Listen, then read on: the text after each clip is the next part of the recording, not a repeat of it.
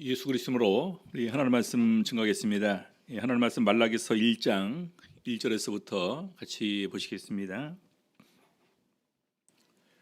말라기서 1장 1절 1절에서부터 6절까지 5절까지 먼저 이렇게 보시겠습니다. 1절에서부터 5절. 여호와께서 말라기로 이스라엘에게 말씀하신 경고라. 여호와께서 가라사대 내가 너희를 사랑하였노라 하나 너희는 이르기를 주께서 어떻게 우리를 사랑하셨나이까 하는도다. 나 여호와가 말하노라. 에서는 야곱의 형이 아니냐. 그러나 내가 야곱을 사랑하였고 에서는 미워하였으며 그의 산들을 황무케 하였고 그의 산업을 광야의 희랑에게 붙였느니라. 에돔은 말하기를 우리가 무너뜨림을 당하였으나 황폐된 곳을 다시 쌓으리라 하거니와 나 만군의 여호와는 이르노라. 그들은 쌓을지라도 나는 헐리라. 사람들이 그들을 일컬어 악한 지경이라 할 것이요 여호와의 영영한 진노를 받은 백성이라 할 것이며 너희는 목도하고 이르기를 여호와께서는 이스라엘 지경 밖에서 크시다 하리라. 오늘 이 시간에는 말라기를 통한 경고라는 제목으로 오늘 말씀 가지고 은혜 나누는 시간 갖도록 하시겠습니다. 우리 이제 구약의 선지서 중에서 제일 마지막인 이제 말라기서를 이렇게 이제 드디어 들어가게 되었습니다. 선지서 들어간 것이 이렇게 엊그제 같은데 보니까 그래도 지금까지 오시느라 엄청 수고하셨다라는 생각이 듭니다. 특별히 이사야서, 예레미야, 에스겔서 참 이렇게 힘든 이런 것을 다 이렇게 또 보시는 가운데서 여기까지 왔다는 것 자체가 참 이렇게 애쓰셨다라는 생각이 들더라고요. 물론 이제 저는 이제 제 나름대로 정리하고 이제 또 이게 공부하는 가운데 좀 이렇게 도움이 됐지만 정말로 이렇게 성경이 외국어보다도 어렵다고 하는데 또 이렇게 따분하고 재미없는 것이 참 많았을 텐데 정말로 따라오시느라 이렇게 힘드셨겠다는 생각을 많이 이렇게 이제 하게 됩니다.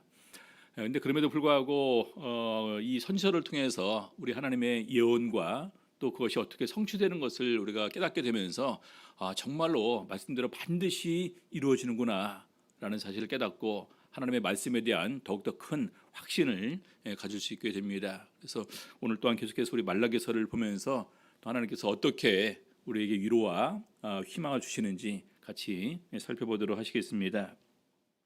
먼저 우리 1절 보게 되면은요, 여호와께서 말라기로 이스라엘에게 말씀하신 경고라 이렇게 되어 있습니다. 그냥 간단하게 이렇게 되어 있어요. 말라기로 이스라엘에게 말씀하신 경고라. 이 말라기에 관해서 전혀 언급이 없어요.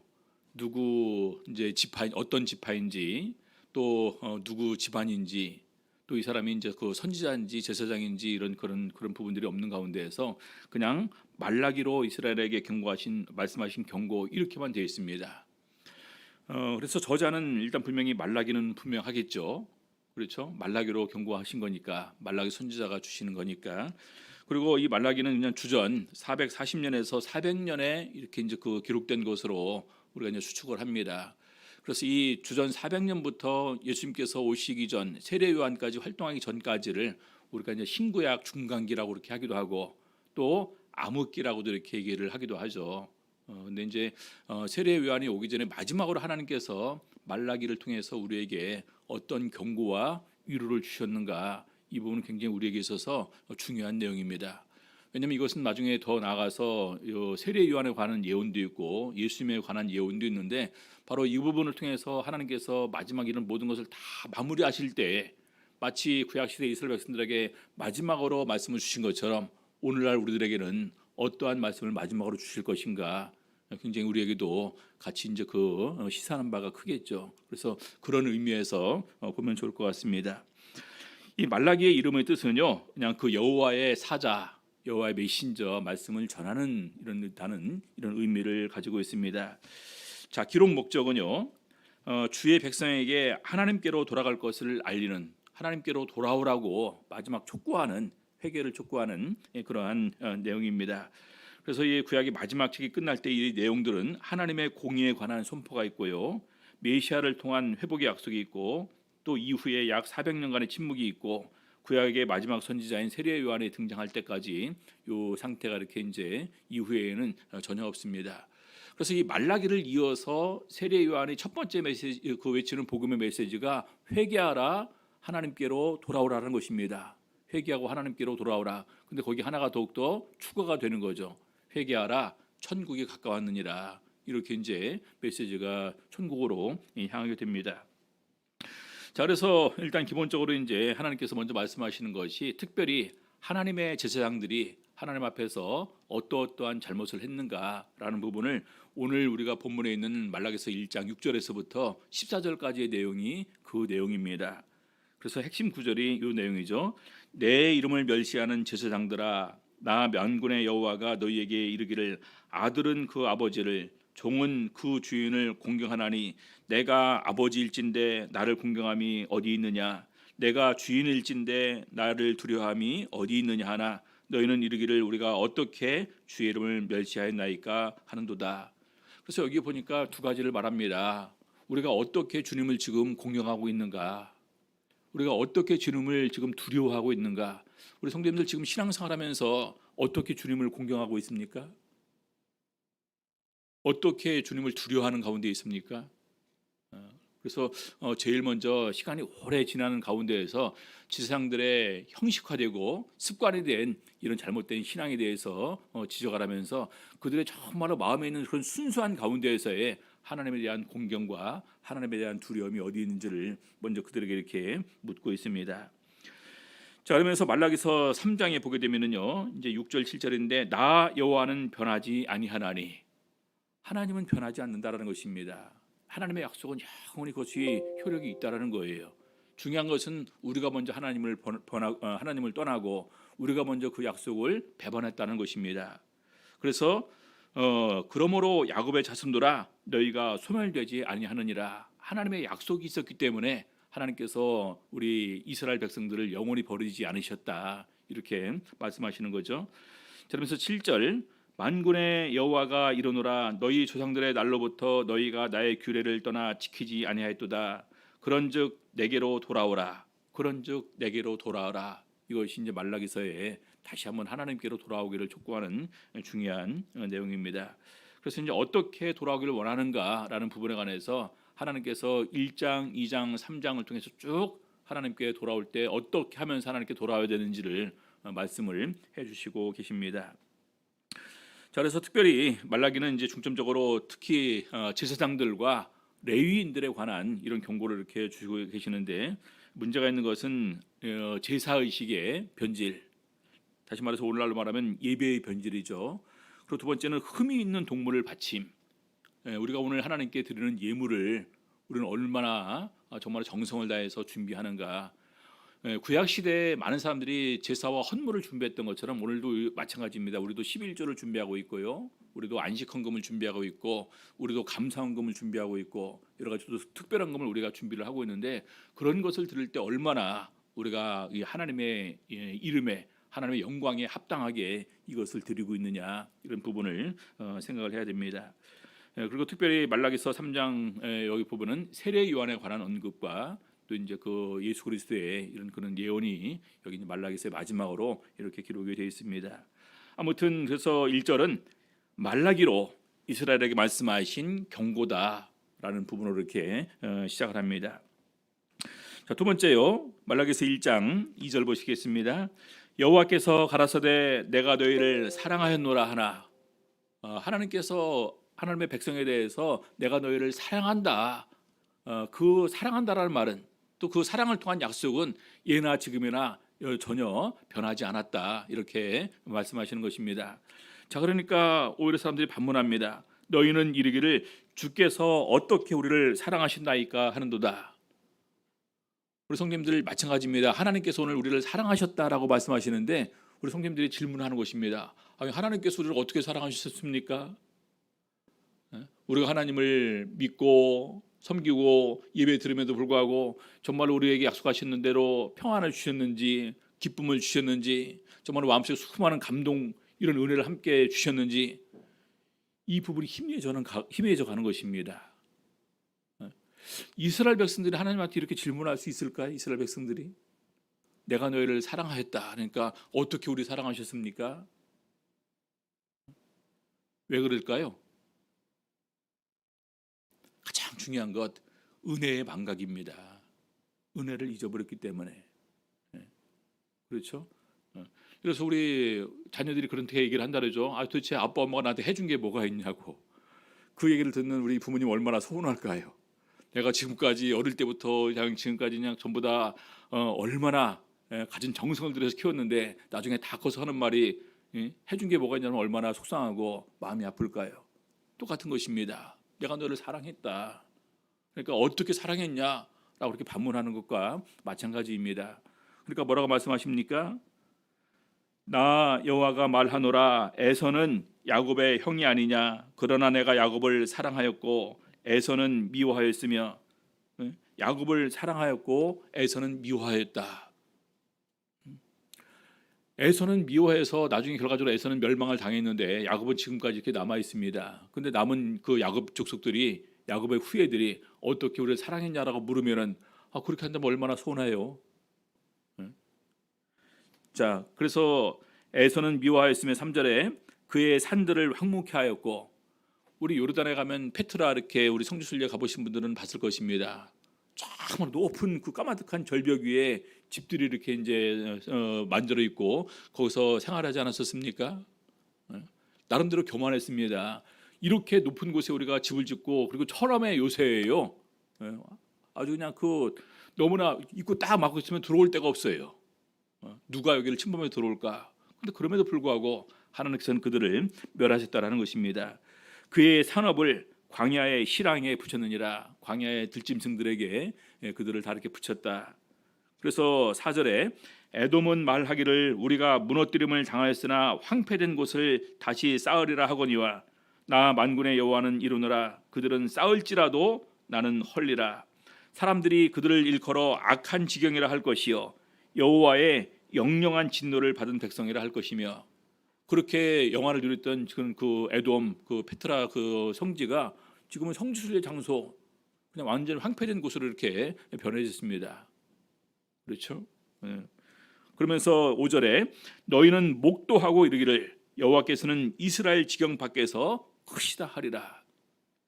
자, 이렇게 생각해 보시면 됩니다. 하나님께서 특별히 하나님의 백성들 이스라엘 백성들을 보호하시는 가운데서 이렇게 이제 두셨고 주변에 있는 많은 민족들이 있지 않습니까? 하나님께서 크신 진노와 위험으로 그들을 이렇게 멸하셨습니다. 직접 그 멸망을 당한 그들의 입장에서 보게 될 때 우리 하나님의 위엄과 권능은 얼마나 크실까요? 그렇죠? 하나님께서 그때그때 잘못할 때마다 큰 심판으로 이렇게 내리신다면 과연 그들이 하나님에 대해서 어떤 마음을 가질까요? 소돔과 고모라 성이 멸망을 당하게 될 때 얼마나 큰 두려움이 있었습니까? 그렇죠? 그런 가운데서 특별히 하나님의 백성이 보호받고 애굽이 10가지 재앙으로 거의 초토화되어 갈 때 하나님의 백성들이 보호를 받았습니다. 만일에 하나님께서 택하신 백성에게도 그렇게 했다면 어떻게 됐을까요? 그렇죠? 그래서 그런 가운데서 보니까 오히려 하나님께서 그의 크신 진노의 심판과 이런 것을 통해서 오히려 이방 민족들 가운데서 영광과 위엄을 나타내 주셨습니다. 오히려 반대로 이스라엘 백성들은 그럼에도 불구하고 진멸하지 않고 남겨놓으셨다라는 것입니다. 그렇죠? 우리 호사에서 그렇게 말하지 않습니까?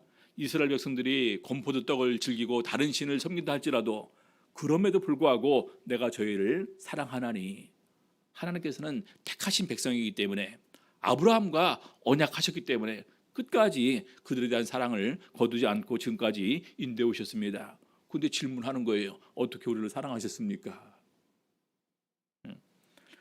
자, 그래서 바로 이 부분 야곱을 사랑하였고 에서는 미워하였으며라는 이 부분을 우리 이제 그 사도 바울은 나중에 로마서 9장에서 바로 그 유대인의 구원과 이방인의 구원을 얘기를 하게 될 때 이 부분을 인용해서 설교를 이렇게 합니다. 자, 그러면서 로마서 우리 9장 11절부터 13절 먼저 보시겠습니다.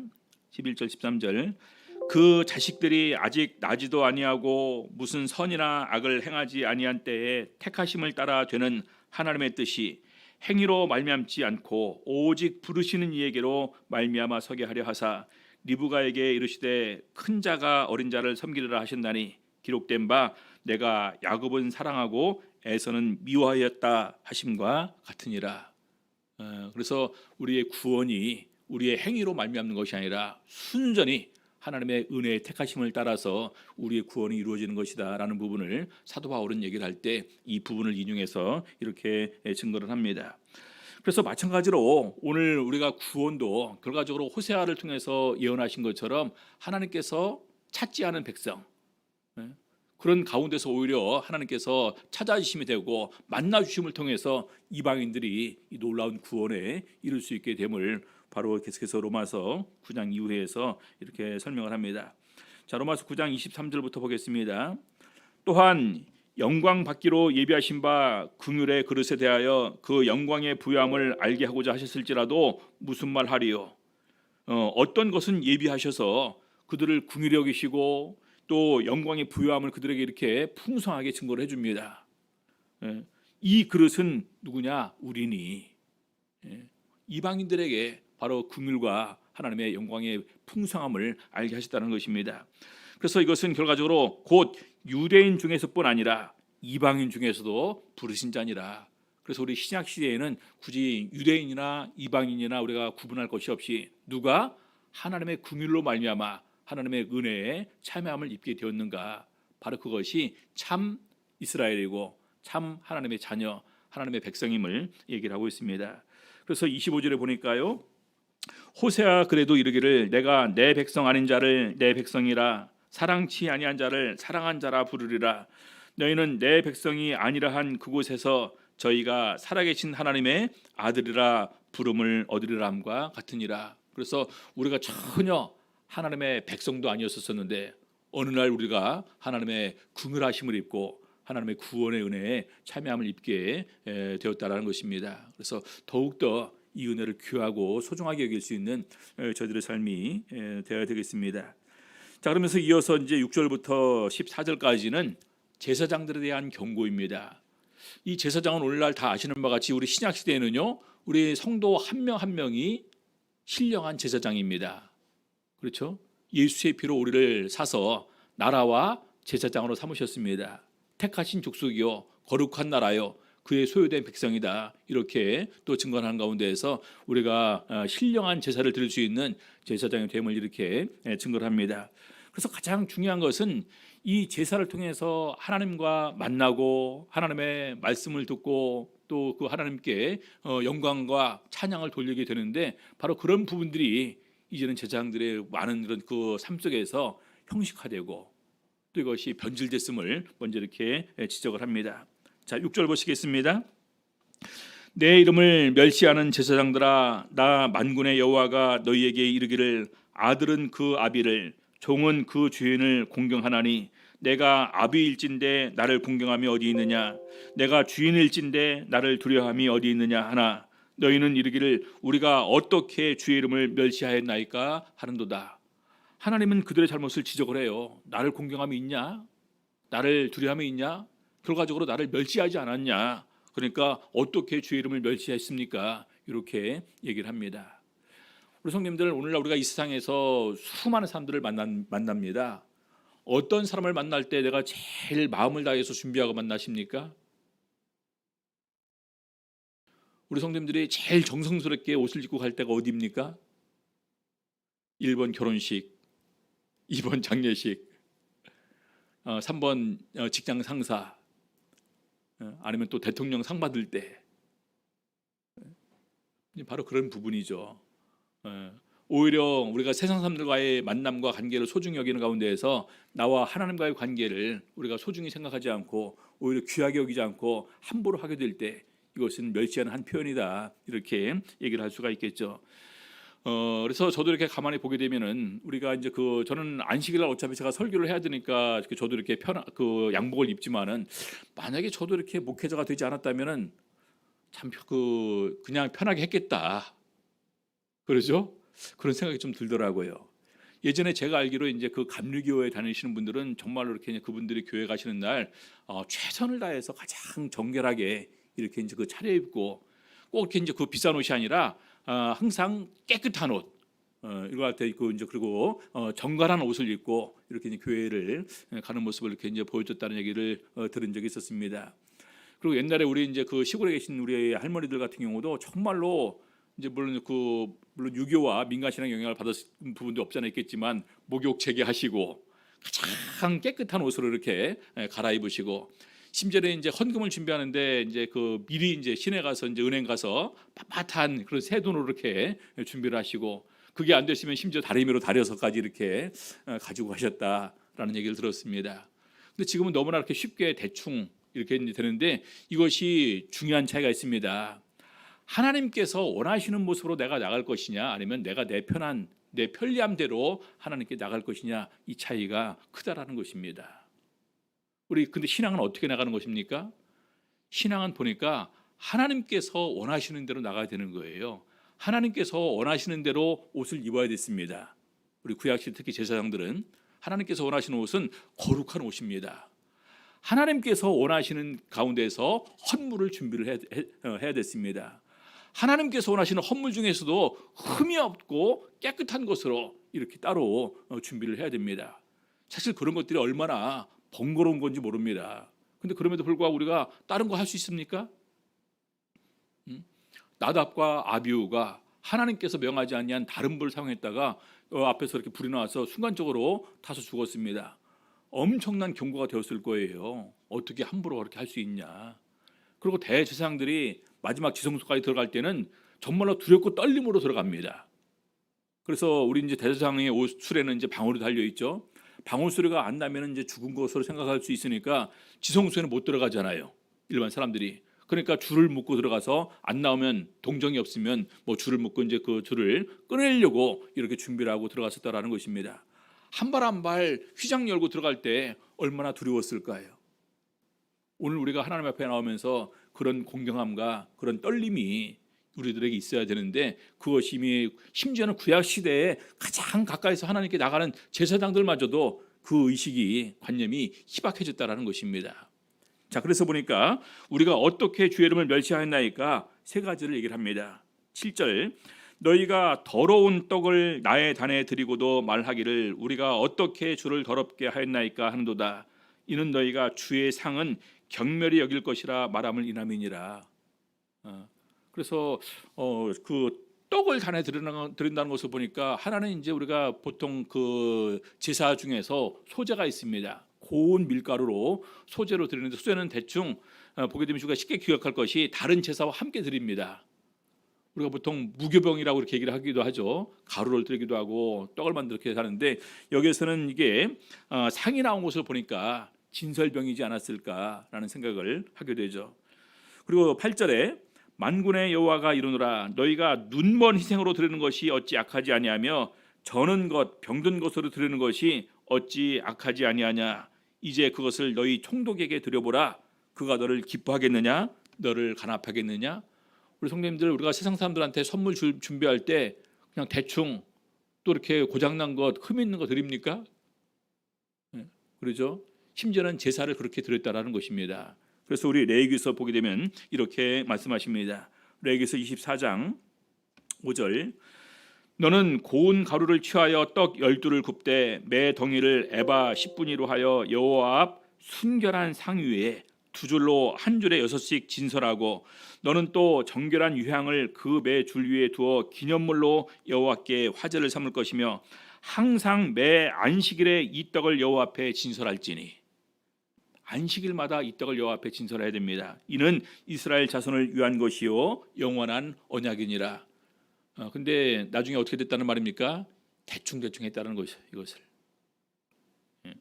자, 레위기서 22장 19절 연랍되도록 소나 양이나 염소에 흠없는 수컷으로 드릴지니. 흠 없는 것으로. 무릇 흠 있는 것을 너희는 드리지 말 것은 그것이 연랍되지 못할 것임이니라. 양들 중에서도 또 소나 양이나 염소 가운데서도 흠 없는 것으로 준비를 해서 드려야 됩니다.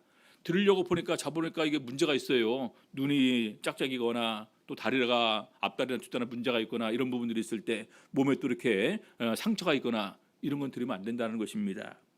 자, 그래서 22절 보니까 눈먼 것이나 상한 것이나 지체에 배임을 당한 것이나 종기 있는 것이나 괴혈병 있는 것이나 비루 먹은 것을 너희는 여호와께 드리지 말며 단 위에 화제로 여호와께 드리지 말라. 자, 25절 보니까요. 너희는 외방인에게도 이방인에게서도 이런 것을 받아. 두 가지 의미가 있습니다. 이방인이냐 아니면은 우리가 보통 이제 그 이방으로 흩어졌던 유대인들이 돌아와서 헌물을 드릴 때 그냥 이렇게 드리는 것, 이런 부분을 얘기하는 것이냐. 아무튼 두 가지 다 포함된다고 볼 수 있겠죠. 이런 것을 받아 너희의 하나님의 식물로 드리지 말라. 이는 결점이 있고 흠이 있는 것인즉 너희를 위하여 연락되지 못할 것임이니라. 그래서 바로 이러한 부분들을 누가 했다고요? 제사장들이 이렇게 했다라는 것입니다. 앞에서 보니까. 그래서 이런 거 안 된다. 그리고 또 레위기서나 보게 되면은 창기나 개 같은 자의 소득은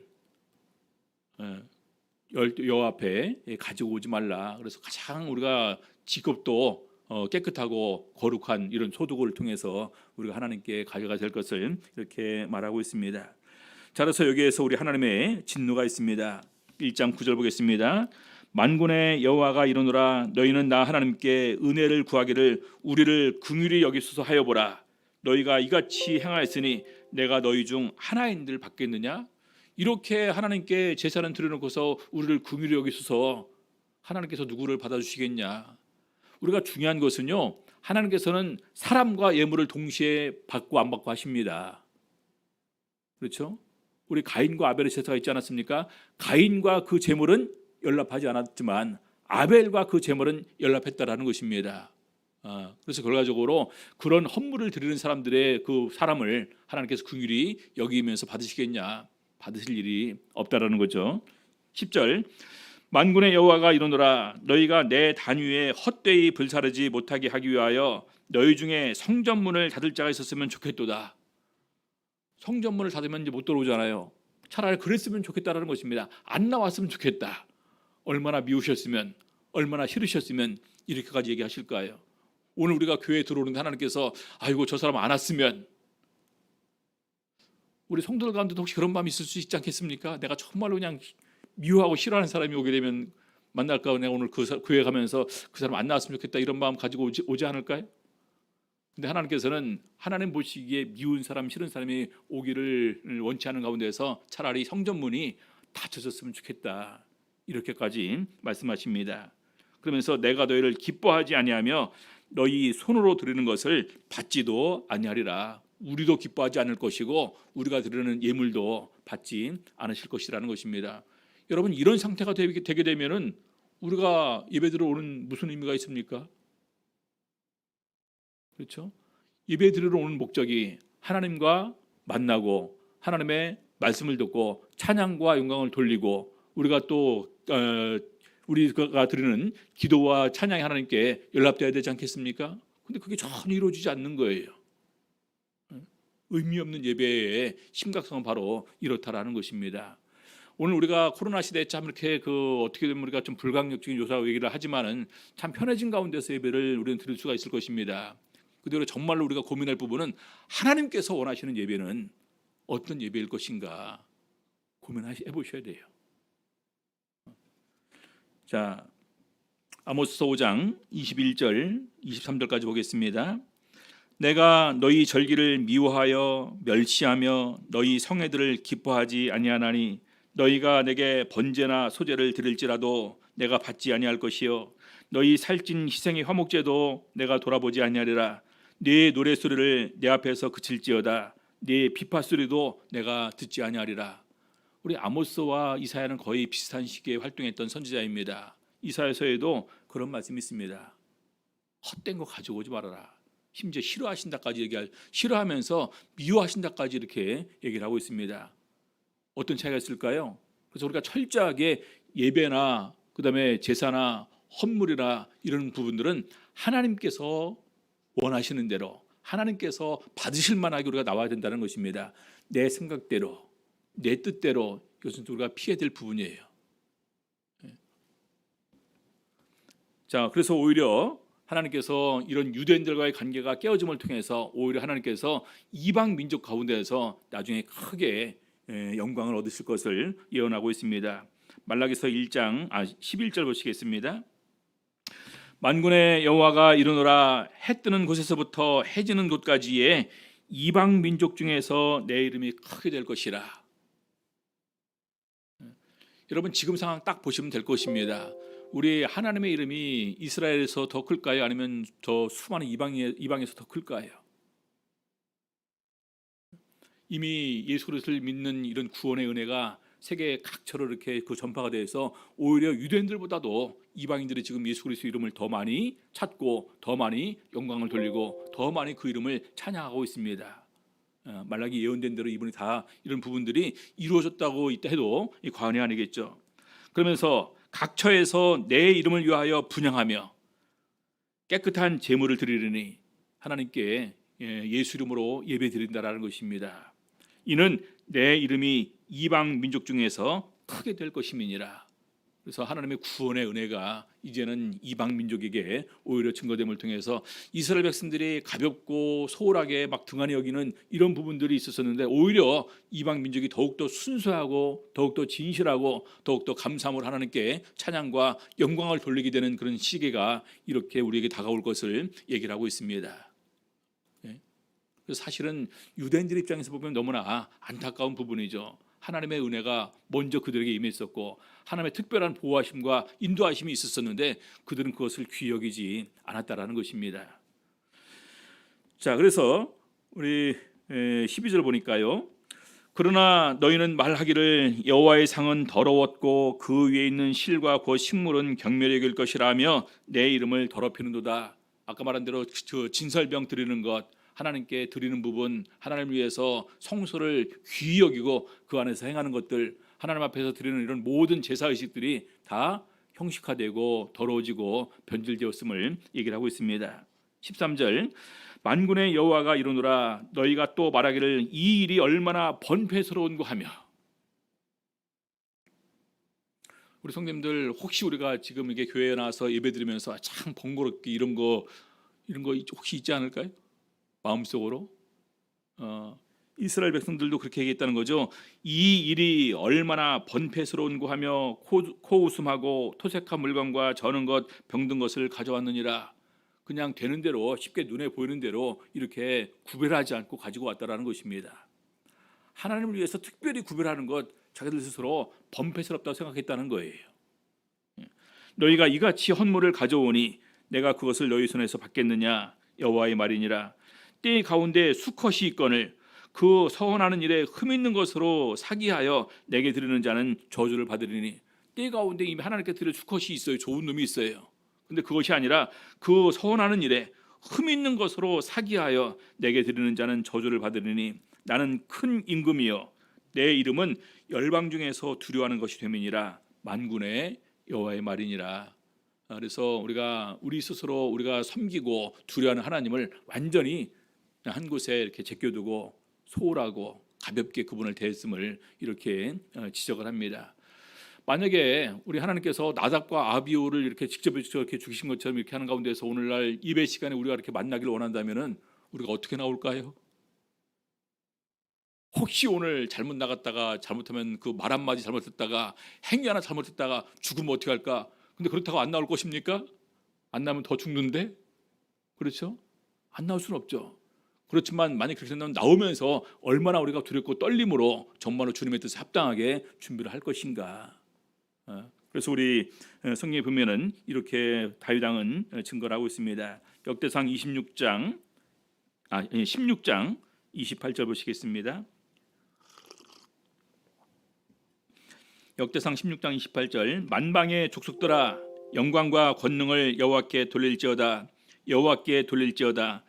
여호와의 이름에 합당한 영광을 그에게 돌릴지어다. 이 세상 누구를 비교해도 우리 하나님과 비교할 수 없습니다.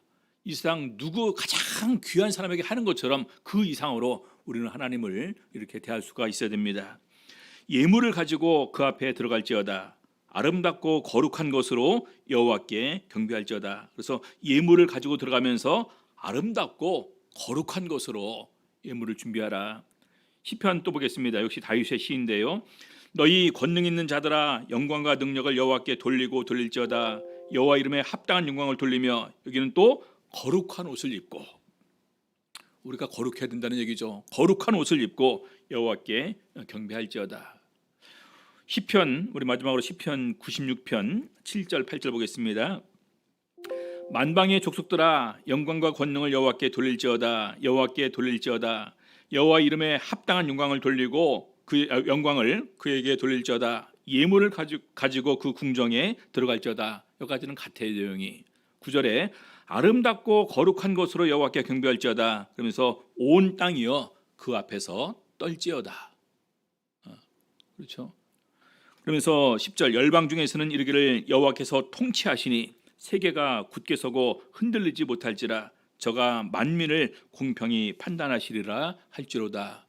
그래서 우리가 다시 한번 생각해 볼 부분은 그렇습니다. 오늘 내가 하나님의 이름에 합당하게 영광을 돌리고 있는가? 합당하게 예배 드리러 나오는가? 합당하게 거룩한 옷을 입고 나가는가? 합당한 예물을 준비해서 하나님께 나오고 있는가? 이것이 우리는 적어도 다른 신을 섬기는 사람들과는 달라야 될 것을 이렇게 경고를 하고 있습니다. 그렇게 특별히 하나님의 놀라운 이적과 기사를 체험했던 이스라엘 백성들도 시간이 오래 지남을 통해서 그들의 마음이 느슨해져 가는 가운데서 이런 오류를 범하는데 하물며 우리는 어떻겠습니까? 그렇죠? 그래서 우리도 더욱더 하나님 앞에서 다시 한번 내 모습을 지켜보는 가운데서 가장 중요한 것은 하나님 앞에 서 있는 내 모습입니다. 신앙인에 있어서 가장 중요한 것은 그것이에요. 나는 하나님 앞에서 어떤 모습으로 서 있고 하나님 앞에 어떤 모습으로 나오고 그런 나를 하나님께서는 오늘 기뻐하시는가 기뻐하지 않으시는가 연락하시는가 연락하지 않으시는가 이 부분을 꼭 마음속으로 이렇게 생각하는 가운데에서 더욱더 우리가 준비된 심령을 가지고 하나님 앞에 나올 수 있는 우리 성도님들